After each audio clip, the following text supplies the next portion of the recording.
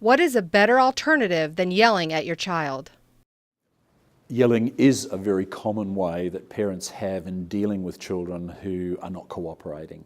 And so they've asked them to do something, the child is not doing as they're told, so they raise their voice, they repeat the instruction, they may threaten, they may escalate the voice, and what we call this is an escalation trap. So the parent gets into a situation of learning when kids resist, if I escalate, children will cooperate. So right at the point that we're at our worst by being angry and shouting, what happens? Kids cooperate, and they're inadvertently, accidentally, unintentionally rewarding us for being shouters.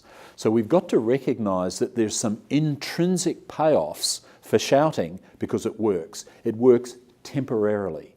The problem is that in the future, when you want your kids to do something, you're more likely to have to resort to shouting to get them to do what you want. And so the key to doing less shouting is to become highly attuned to your own tone of voice and how annoyed or angry or irritated you're feeling when you're asking your child to do something.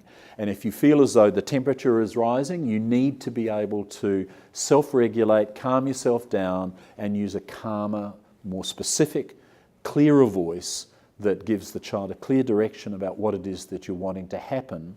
And then if you're needing to follow through and back up because they're not cooperating, really focus on not escalating your own voice in the backup process.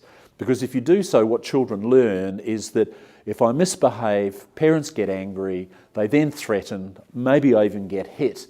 And right at the point the adult is at their worst, children will be cooperating, but it's almost like to shut the parent up at that point. And the problem from a parenting perspective is that adults are learning that this is necessary in order to get kids to cooperate, and it's totally not necessary to get kids to cooperate. Calmer voices are always more effective.